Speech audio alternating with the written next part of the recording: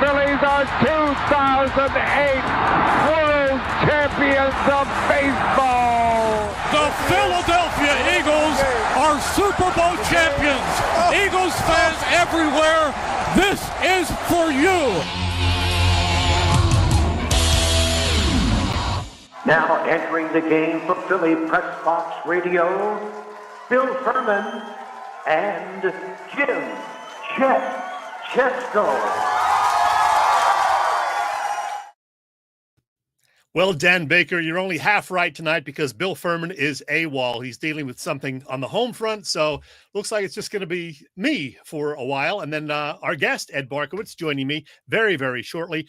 But anyway, it is July 13th, 2022. Welcome to the Philly Pressbox Radio Roundtable, brought to you as usual by the Irish Rover Station House in Langhorne and Allstate Insurance in Westchester, Pennsylvania.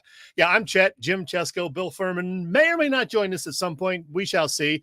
Boy, the Phillies let a golden opportunity slip by over the weekend. They won the first couple of games in St. Louis, then lost the next two, and then lost a tough one-run game in Toronto Tuesday night. The Eagles report to camp in 13 days. Circle your calendar for July 26th. We have show number 400 from Philly Pressbox Radio coming up this Sunday live at the Irish Rover Station House. We're going to talk lots about that later on in the show. Always plenty to talk about on the Philly sports scene, including the Flyers today, deciding they're not going to go after Johnny Gaudreau. A lot of fans not unhappy or not happy about that. Looks like it's going to be more of the same old with the Flyers going forward, and that is not a great thing. Anyway, we are halfway now into the baseball season, the All-Star game coming up next Tuesday. The Phillies, despite some injuries and recent struggles, those 3 straight losses, they're hanging in there. They're one game out in terms of the wild card standings, and they have to get things together a little more if they're going to truly compete. We will talk lots about the Phillies on this evening's show. We do have a great guest tonight making a return visit with us. He is former Philadelphia Daily News sports writer Ed Barkowitz, and he's doing some freelancing these days for the Inquirer/Daily News. And Ed, hopefully you can join us. We're having some connection issues with Ed. He is up in North Jersey at the Meadowlands for something special going on up there. And let's see if we can get Ed right now. Ed Barkowitz, what's going on? Where are you, man? Hey, how you doing, Jim? I am up in the Meadowlands at a sports betting conference. I hope the internet connection holds out for our chat here. It's been a little spotty as far as that is concerned, but up here in the really hot Meadowlands. Yeah, you're at this betting expo, the SBC Summit. Tell us about that. What is going on up there? It's a 2 or 3 day thing. What are they telling you about? Yeah, it's a 2-day thing of industry insiders and experts, and a trade show, if you will. People come and talk about different advances within sports betting and the industry, and sort of a networking thing as well as people are starting to gear up for football. On a side note, speaking of betting, I cannot stand those points bets commercials with Drew Brees and those other 3 guys jumping around. They just drive me nuts every time I see them. I had a friend of mine, Brian Startari, who in the Philadelphia media, had a great tweet. He said, I respect what Drew Brees did as a quarterback, but I'm sick of him living his bet life. Well, I agree wholeheartedly with Brian. We'll talk a little betting later on as you and I discuss things, but we got to talk Phillies first of all. 3 straight losses and a huge game now just underway up in Toronto this evening. They have fallen back out of the 3rd wild card spot. They're a game behind St. Louis now, the Cardinals having beaten them Sunday and Monday and then won their game last night. So the Phillies now on the outside looking in terms of that final wild card spot. Is this about what you expected from them, given all the recent injuries? Bryce being out, Segura being out.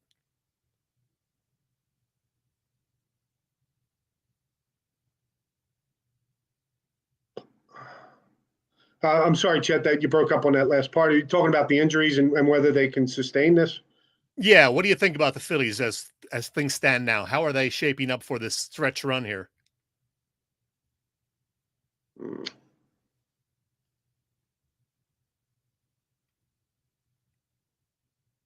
think we're hung up. I see you still, Ed, but yeah, I guess the internet connection is not great. Can you hear me at all? Nope. The damn Meadowlands. Never did like the Giants. Ed is up in North Jersey, as we said, for this betting expo, and I bet he's going to come back and things will be a little better. I sure hope so.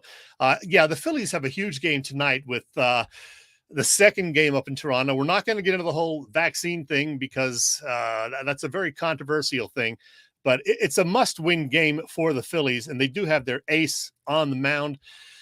What are you expecting, Ed, tonight with Zach Wheeler going for the Phillies? Well, I was not surprised, but interested to see that he was even money. When you can get Zach Wheeler at even money, I think that's something that you would have to look at. It's funny. The Phillies, I think they're starting to feel a little bit of not having Harper in the lineup. When Schwarber's going well, that's fine, but he strikes out a lot for my liking. But I think that's part of the problem. I think, as those hits become few and far between, you see the players pressing a little bit. I think that you'll need to see a good outing from Zach Wheeler tonight. But boy, Miami, we all know what struggles they've had with Miami over the years. Mm-hmm. And you'd hate to see Miami pin another series loss on them going into the All-Star break. I think it's a real important game tonight, beyond just being, where they are in the wild card standings. Yeah, it is huge. Hey, a lot of people are wondering why the Phillies don't just go ahead and name Rob Thompson the permanent manager. He's certainly done a good job, but I don't see any urgency to do it just yet. But what do you think of the job Rob Thompson has done? Well, I remarkable. I mean, and he had a great line that, we're really playing well, and I'm not the reason for it. I think that resonates. I like when a manager says stuff like that. But I do think he is the reason for it. I think that the clubhouse, from what I understand, I'm not in the clubhouse these days, but they sure seem to be playing a lot more loose. Frankly, a lot smarter. The play the other night, who made it? Stott, covering first base. Just a really heads-up play. You see that they are playing a lot smarter. Their defense is tightened up. Their bullpen has gotten to the point where it's reliable. And a lot of times that happens in sports where it is just the case of just changing things up. You see it in all sports. You see it in hockey especially, and in baseball where teams can go on a little bit of a run. Why is he not the permanent manager now? I don't know. That's a question for the front office. Maybe there's some language in a contract or something like that. I wouldn't even begin to guess why he's not yet.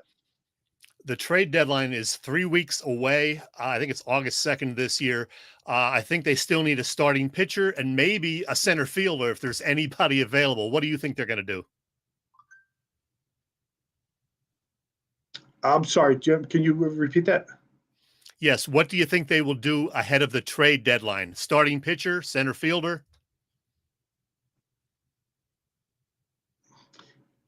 I'd like to think that they could add, if they could add a starting pitcher. I think that would be, if they can get themselves a third guy, maybe even a third and a half guy, just because if they can avoid the bottom of their rotation, I'd like to see them get a starting pitcher, especially if you think Harper's going to be back by September. I think I'd rather see them, bolster the starting rotation a little bit more. Hey, let's switch gears a little bit and talk about the Flyers, because a lot of Flyers fans are upset with them. They've made a lot of news over the last few weeks. They hired a coach. They drafted a 5th overall player in the draft with a cool first name, Cutter. And they made a trade for a 26-year-old defenseman, Tony DeAngelo, who's probably better offensively than defensively. DeAngelo also is on his 4th NHL team already. And while he's a South Jersey native, he's also a guy with some baggage, some controversial statements and whatnot in his past. Was it worth it to go out and get a guy like Tony DeAngelo? I found that surprising. I mean, I understand the baggage part of it for sure, and that's an important part of it. But I don't understand that need, to go and get themselves a veteran offensive defenseman with Tortorella coming in. He doesn't feel like the kind of player that Tortorella, is a Tortorella type of guy. Oscar Lindblom sounds like and feels like a Tortorella kind of guy. And I know we were talking off air about Johnny Gaudreau, and where it looks like they're not going to acquire him. And frankly, I'm okay with that. I don't think that tying themselves down to a 10-year, $80 million deal for a highly talented regular season player. He had a good playoffs this year, but I don't think Gaudreau was the way to go. I think they have to start from scratch. And Tony DeAngelo, to me, I wouldn't have made that move. I just think that it's they're not a Tony DeAngelo away from getting into the playoffs. I mean, they finished below Buffalo this year, if I remember right. Flyers fans are not happy, as I said, and there seems to be a lot of ire directed at the general manager, Chuck Fletcher. Is he on thin ice, do you think? Because he's not getting them heading in the right direction, it doesn't seem. Yeah, he has to be. I mean, I'm surprised, frankly, that he's back, given what they had to give away. The Vigneault thing looked like it was going in the right direction. They looked like they had a foundation of defensemen. From Myers and Sanheim and Provorov. And, Provorov's sort of regression is surprising to me. I thought that he was going to be maybe a top 2 defenseman for, a good 6-7 years. I thought he was going to be that guy. I mean, he was eating up minutes early in his career. He was a 25, 28, 30-minute kind of a player. And he just seemed shaky back there. And I don't love any of the additions they made. I mean, this now, boy, I guess this is Kevin Hayes' team. Thinking about who in that locker room, Cam Atkinson, Sean Couturier for sure, but the nucleus of the team, and I just don't feel like they've gotten better, in the last year or 2 years, and certainly the conference and the division have gotten better. Especially if Gaudreau goes to the Devils or the Islanders, and from last I saw, the Devils were the leader to get him. So now the Rangers are good, the Capitals are okay, the Penguins, aren't what they were 5 years ago, but they're better than the Flyers. And as you may have heard today, the Ottawa Senators are getting that Claude Giroux. So is that happening, Chet? Yeah. Looks like 3 years, $6.5 million a year for Giroux. Well, he's from there, and I think he's always had that interest to play there. But that tells me that, I don't know, is he done pursuing the Stanley Cup? I mean, you're not going to Ottawa to win a Stanley Cup. Yeah. Surprising to me. Hey, you mentioned the new head coach, John Tortorella. What do you think of him, and how's he going to do in Philadelphia, especially if the team is losing? He's not afraid to speak his mind toward either players or the media. Well, he'll get a honeymoon period because, this isn't his team. He still hasn't, these are the players that he inherited. I think they'll be better. Tortorella is, he's a little bit of a firecracker, as you say, but he's a terrific coach. Atkinson, they were together, I guess, in Columbus. So, and Atkinson has endorsed him, which, you would expect. But no, I think Tortorella is a good coach. Maybe they improve a little bit in the points in the standings, but the overall roster, I don't think is better than it was. It certainly isn't better than it was, a couple of years ago when they made the playoffs and won a round. Well, we do know that the Eagles roster is a lot better than it was last year. There's a lot of optimism about the Eagles. I think the over-under had been 8.5. Now it's 9.5. And I'm frankly telling you right now, I'm going over 9.5 for the Eagles. What's your feeling about the Birds? Yeah. Go ahead. My understanding, Chet, is the reason it went to 9.5 is because you were going over, and all that money came in on the over, so they had to move the line. There you go. Yeah, there is high optimism there. Obviously it's about the quarterback, but there's other parts to that team that they've added. I'm most curious. I mean, A.J. Brown for sure. I'm going to be curious training camp of Nakobe Dean, linebacker that they got in the third round, who had some slippage because of injury concerns. But it's not often that the Eagles draft and develop running linebackers. And he was terrific at Georgia. And boy, I'm curious to see his transition, his rookie year, whether he can be a guy who's on the field for the majority of snaps if he has a good training camp. And then there's Jordan Davis, the new rookie defensive tackle. He's a big guy. People are wondering whether he's a 4-down guy because he's good against the run, but not necessarily a great pass rusher yet. What are you thinking about Jordan Davis? Jordan Davis, yeah, you know what? I'd like the idea of him maybe not having to play all the snaps of learning, because that could be a difficult position. You put a lot of pressure on him to be a 4-down guy. Or full, pass rush and run stopper. So I don't mind taking it a little slower with Jordan Davis. That said, he's got tremendous physical skills, tremendous upside. But the defensive line should have enough in it where he doesn't have to come in and be a star. Yeah, how's Hassan Reddick going to fit in? I guess he'll be a defensive end / outside linebacker. Is he going to be a good fit for the Birds? Well, yeah, I think so, Chet, because he can rush the passer, and he's mobile enough that from what I remember, from what I saw, the little I saw of him in Arizona, that he could cover a little bit. So I think that Reddick and I really like the idea of having somebody of his pedigree of his leadership. Where you do have some young guys on that defense, and you do have some, older guys, especially in the secondary. But I like the idea of him off the field as much as on the field, because I think he could be, a terrific leader for that defense. Well, you mentioned Jalen Hurts at the outset, and of course, all the focus is going to be on him when the season begins. He's got some new weapons.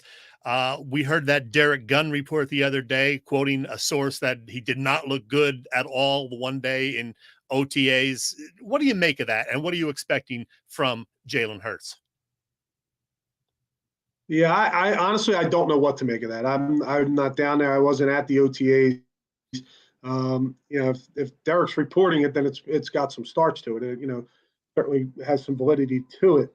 But I like Jalen Hurts personally, because I think he's a winner. Now, whether that translates into him, being able to complete 63% of his passes, and win 11 games, I'm not sure. But I like the idea of the quarterback being, him being able to command not only the huddle but the room. And I think that what he did at Alabama, kind of the way he handled the Tua situation, being pulled at the end of the season, coming in to win a championship against Georgia, just the way he handled those situations, the maturity level of him, certainly has the physical skills, at the collegiate level. I mean, he's got the physical skills at the professional level for sure. Sustaining it for 17 games is another question, and that is obviously the biggest question. But getting A.J. Brown, I think, is going to help. If there's a commitment to the running game, I think it'll help. Having a coach, in his second year, I think is going to help. So, I mean, I'm with you. I'm over 9.5. I think this is a playoff team. All right. Lastly, the 76ers, again, a second round playoff exit. James Harden coming back, taking one for the team. He's taking less money. The Sixers have made some additions.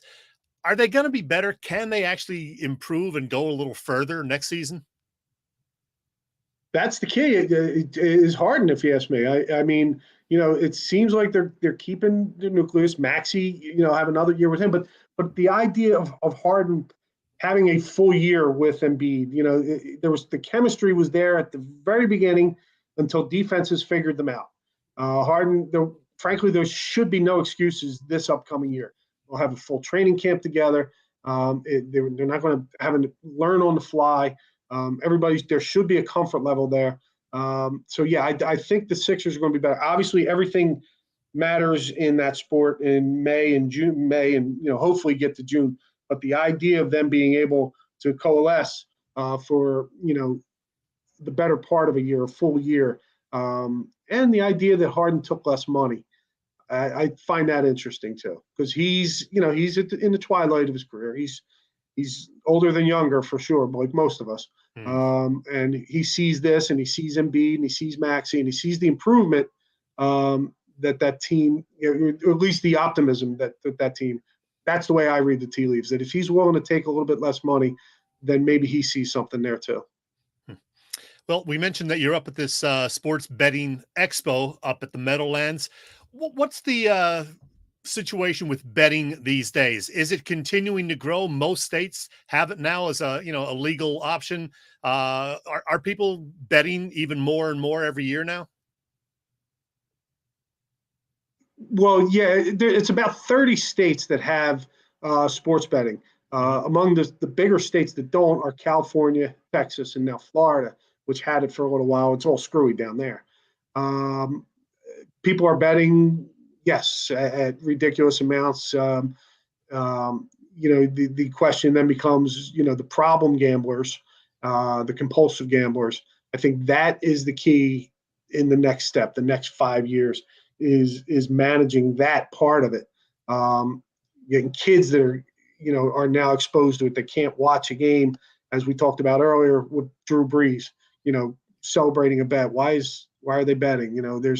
There's that, to me, is the next step, educating the kids about why. Yeah, it's fun, but it can be dangerous. And I think that there needs that level of education to younger kids. I'm talking grade school and high school, of letting them know, whether it's in school or there's got to be some mechanism where, as much as we celebrate betting, and I enjoy putting a bet down as much as anyone else, that there's a dangerous part of this, and it's not all winning 18 parlays. That doesn't happen. The reason they advertise come and bet an 18 parlays because the odds are way, way, way against you, and that needs to be spelled out to the novice bettor and all around the country, not just in Pennsylvania and Jersey.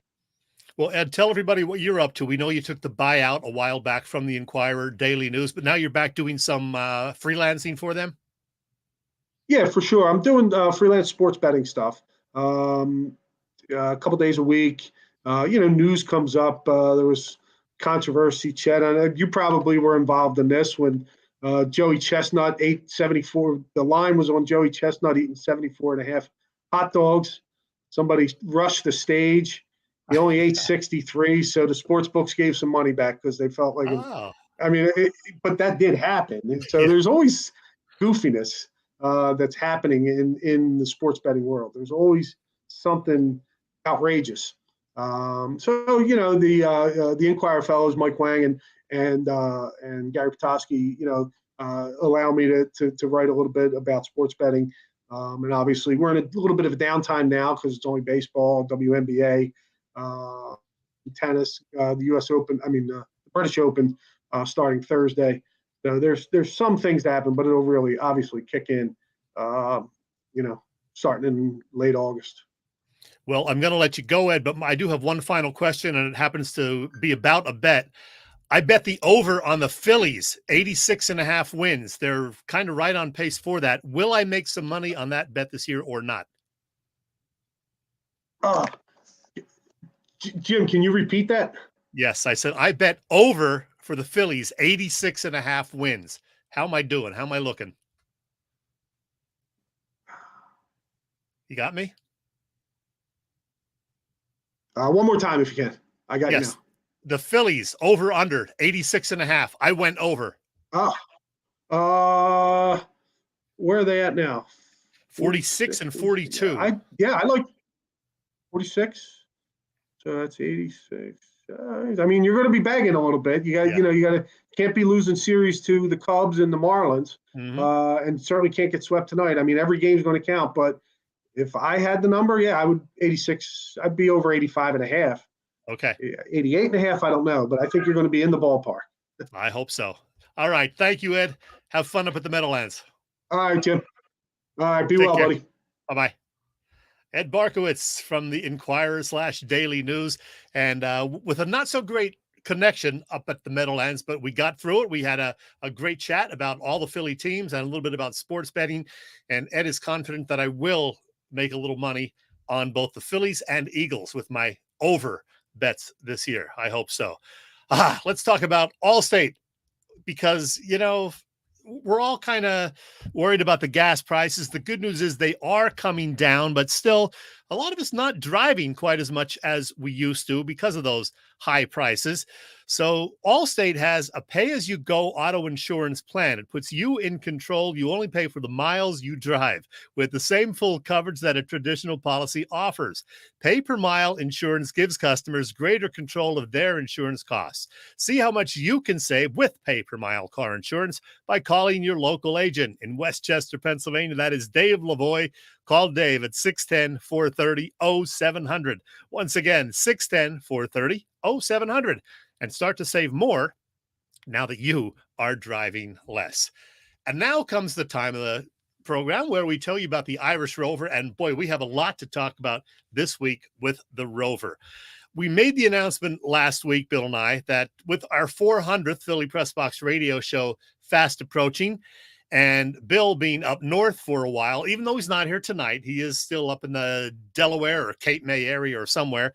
We're going to be marking that milestone, 400 shows with a live show at the Irish Rover. It is our third time doing a show there, but it's our first one in just about 3 years. Now, the last time, let's see, that was back in, I think, August of 2019. And we're there somewhere. I can't find the picture of the three of us, me, Bill, and Fred, but we were there. And now we've got this 400th show coming up. Bill and I will be there, as will Big Al Zafiri. And it's going to be great. I'll tell you, we're hoping Joey Sheeran from Edge of Philly stops by as well. Maybe some other folks from the Edge of Philly Sports Network. There will be Miller Lite beer specials, giveaways, a chance to win Phillies tickets. We'll get the audience involved with some sports trivia stuff. There's no cover charge. There's inexpensive beer. There's great food available. And hey, us. So it's going to be a whole lot of fun. It starts this Sunday at 2:00 at the Irish Rover Station House. And if you don't know, it is on Bellevue Avenue in Langhorne, right near the train station there, which is why they call it the Irish Rover Station House. So we hope to see a lot of you folks there, because I know a lot of you live in the area. So if you can possibly make it out, please do so. As I said, we're going to have giveaways, a chance to win Phillies tickets. You can buy a cheap shirt like this one for $10, or, this nice red one that we've had. We got maybe 15 or so left of various colors and styles, but we're going to blow them out. $10. Okay. $10 for a Philly Pressbox Radio t-shirt, if we have it in your size, because we do have, from medium up to 2X in some of the styles and sizes. So, hopefully it'll be one that you want, and we will have all we have there Sunday at the Irish Rover. We can't wait to be there, and we hope that you are there with us as well. So we will see you Sunday for that. We will continue with the program right after we hear from my buddy Willie. Hey everybody, it's Willie Nile here, and you're listening to Chet and Bill on Philly Pressbox Radio. You lucky people.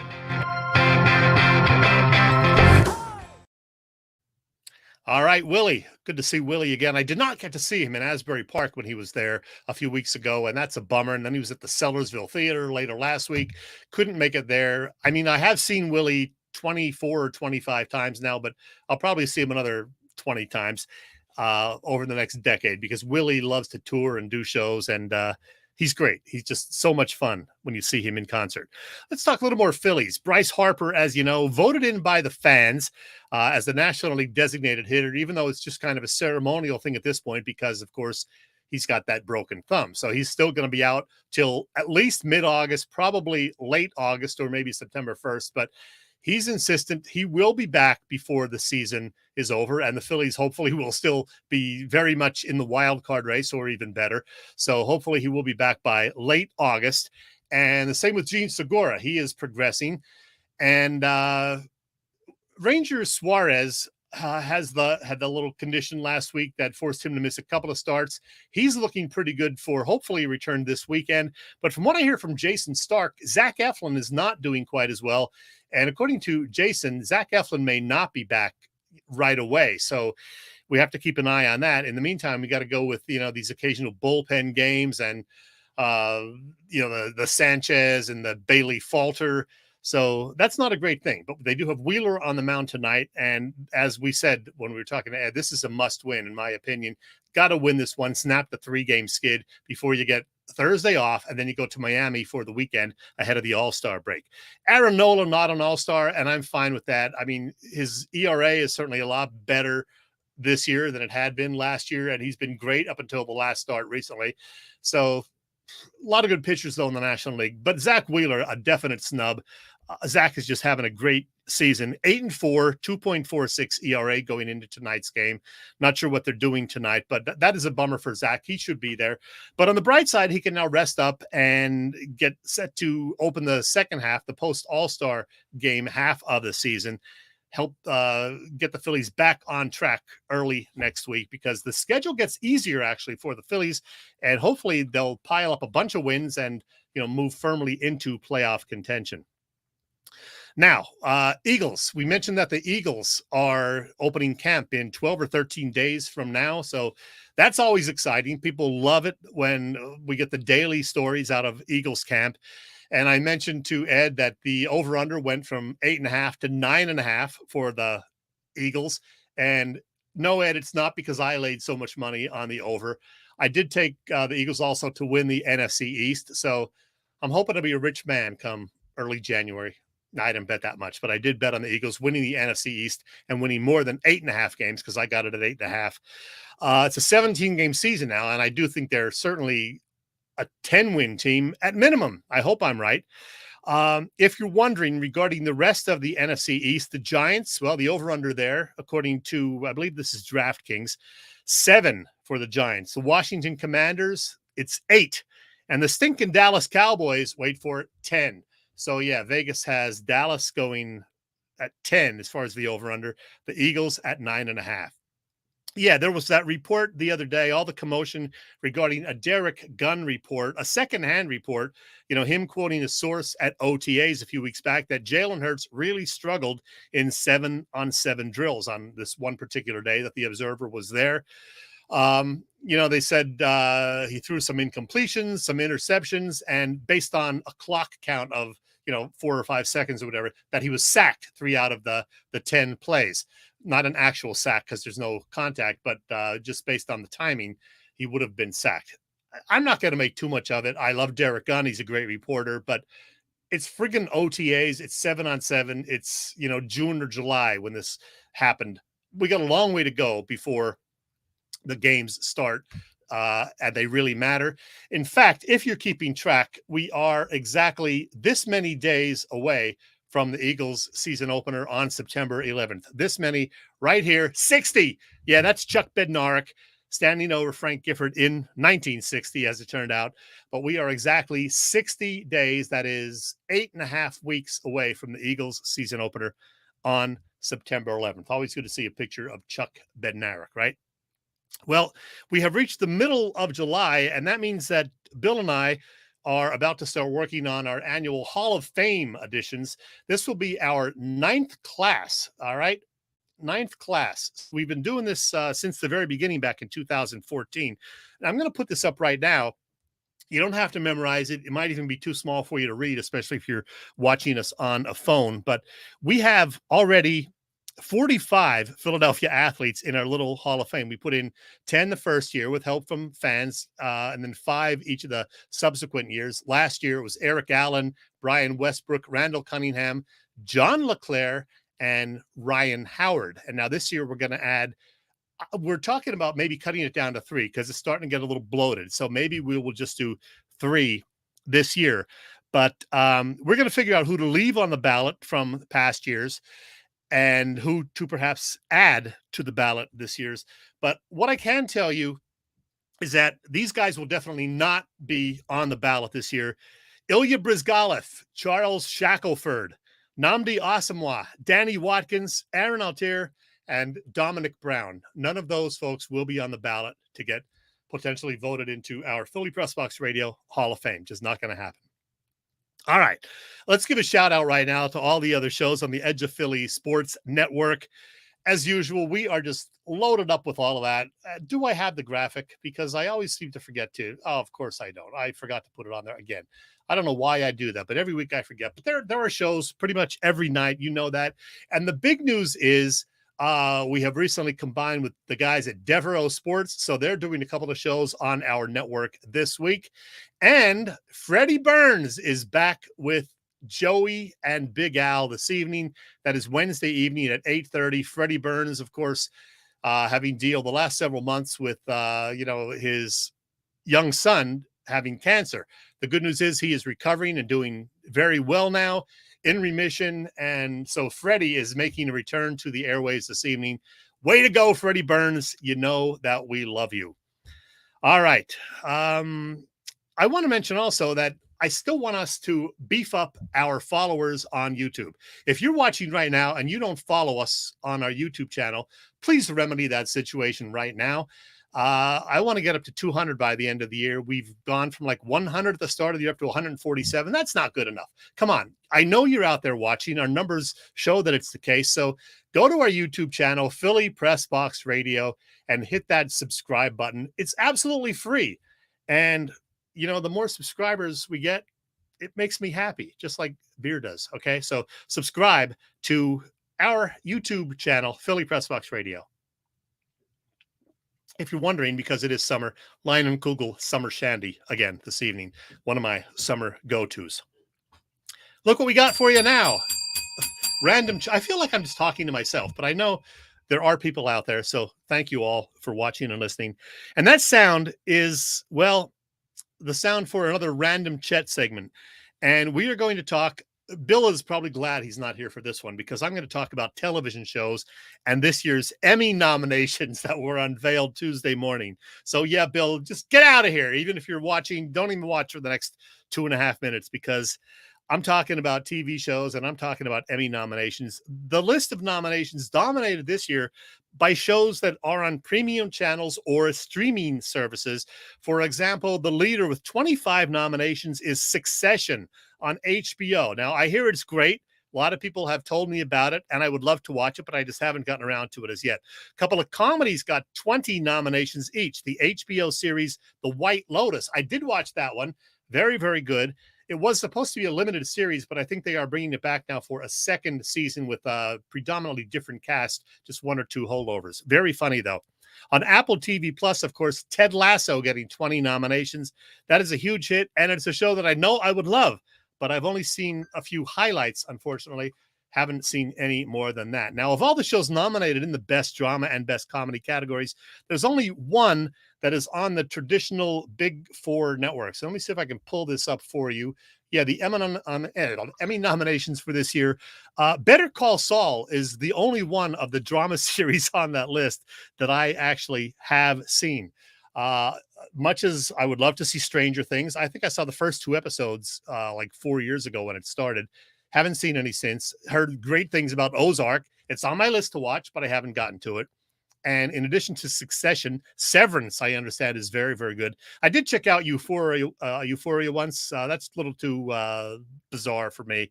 Don't need to see teenagers and young adults doing drugs and getting in all sorts of trouble.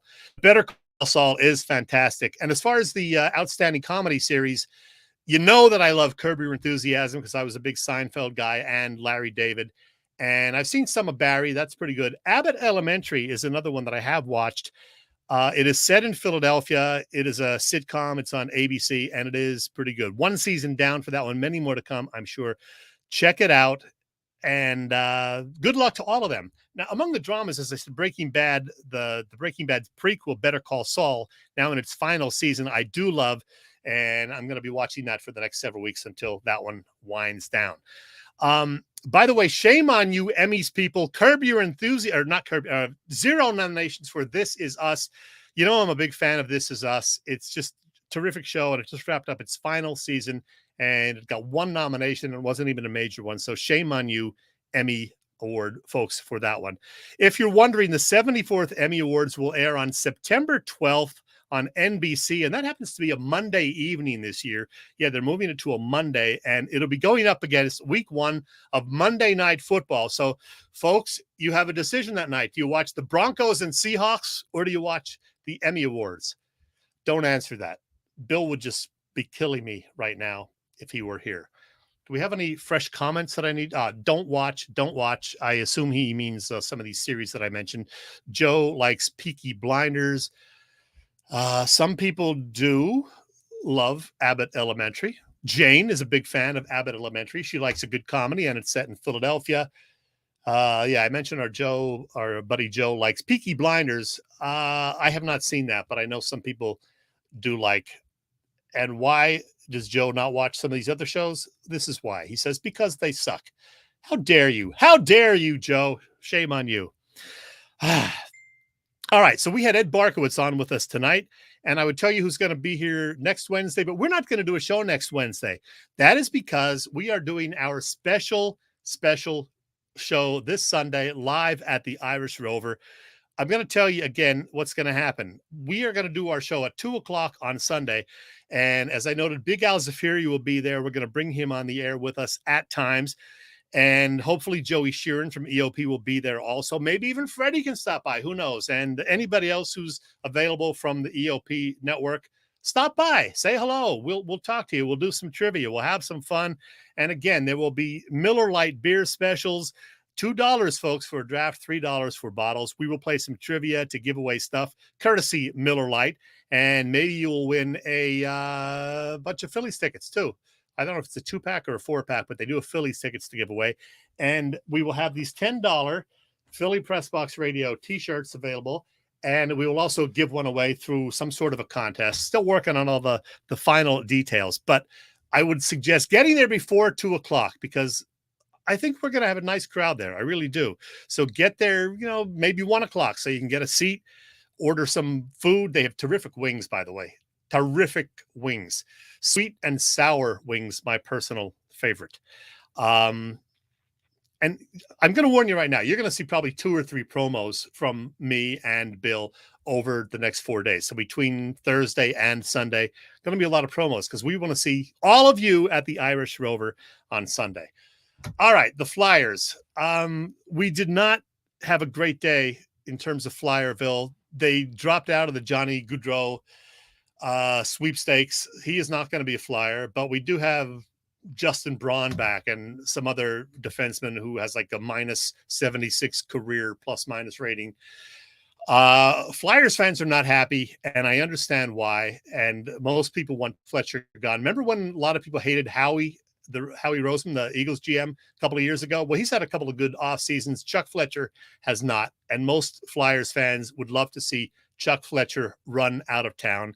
And quite frankly, I think I'm kind of joining that bandwagon as well because the Flyers were very difficult to watch last season, and they will very likely be tough to watch next season unless Carter Hart can stand on his head pretty much every single night. So I'm not expecting a great Flyers season going forward. What I am ready for, though, is to go out to Canton, Ohio and Cleveland in early August. The Pro Football Hall of Fame weekend is the weekend of August 6th. Bill's going to be in Atlantic City coming up very soon for the National Sports Memorabilia and Collector Show. That is actually the preceding weekend, July 28th to the 31st at the Convention Center in AC. So if you're looking for Bill, you don't see him tonight, but hopefully you'll see him Sunday at the Irish Rover. And then the weekend of July 28th through the 31st, he'll be at the Convention Center in AC. So if you're a collector or just looking for something to do, stop on by, say hello to Bill and Chip Brady. They will be there, booths 2916 and up through 2920. He says there will be over 125 signers, many Hall of Famers from all sports. Coach Vermeil will be there as well, and that'll be the week before I see Coach Vermeil out in Canton. Speaking of that, this is one of the great trips from Philly Sports Trips. It's an excursion the weekend of August 5th to Cleveland and then Canton. That is sold out, so don't even try to get that on your schedule. I'm in. You're too late. I'm sorry about that. They do have some other late summer and fall trips still available, though, including a trip to Pittsburgh the weekend of July 30th to see the Pirates and Phillies play out at PNC Park. And there's a September trip to Wrigley Field for the Phils and Cubs. In addition, there's a Sons of Ben soccer trip to London and Leeds in early September. Check that out. And of course, let me see if I can find it. Yeah, Philly Pressbox or Philly Sports Trips will be going to all of the Eagles road games this year. I am having the toughest time getting the fingers to do the walking here. Philly Sports Trips, Eagles. There we go. All right. Yeah, all the road games this year, including the opener, September 11th in Detroit. And that September 25th game is filling up rapidly at FedEx Field, and they only have a few spots left. And you know why? Because we're going to get to boo Carson Wentz. We assume that week 3 he will still be the starter for those Washington Commanders. So I think there's something like 400 people already signed up through Philly Sports Trips to go to that one. And then all the remaining road games as well: Arizona, Houston, Indianapolis, New York, Chicago, and Dallas. Some of them by bus, some of them by plane, of course. So check that out, phillysportstrips.com. And on a side note, let me wish congratulations to Vince Rizzuto and his lovely wife on their birth today of their second daughter. That's right, 8.5 pounds, Serafina, her name. So Serafina Rizzuto entered the world today, and she can't wait to meet her bigger sister who is at home. So congrats to the Rizzuto family on the birth of that beautiful baby girl who I saw on Facebook today. All right, the Raz Room. You know what's going on with the Raz Room, right? All sorts of things. They post great sports memorabilia and everything else on their Facebook page so people can take a chance of winning something they may not be able to afford or have access to. All items do come with certificates of authenticity. They have continued to run out great, I don't know what this says because there's something missing here, but they run out great promos and there's great odds of you winning. Who doesn't like to win? I need a copywriter here. Check out their Facebook page, like it, follow it. PPCC118 Razroom. That is right, PPCC118 Razroom on Facebook. See, the problem here is Bill usually reads that one, and so something got lost in the translation there. Sorry, Bill.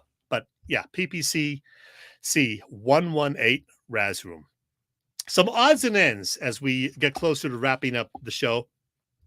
LaShawn McCoy, Shady, celebrated his 34th birthday on Tuesday. He is, of course, retired now. A shame that Chip Kelly got rid of him when Shady was still very much in his prime. 11,100 plus rushing yards for his career. That is 22nd all-time among running backs. Is he a Hall of Famer? I say yes. I don't know if you agree, but I say yes, he is a Hall of Famer. So, Shady McCoy, happy birthday. Bet you a couple of times, and hope you're doing well and enjoying retirement. Oh, Jane volunteering to be a copyright. Jane, that is never, ever going to happen. I've seen your writing. So, no, Jane. No. Speaking of birthdays, Harrison Ford is 80 years old today. Can you believe that? Harrison Ford is 80.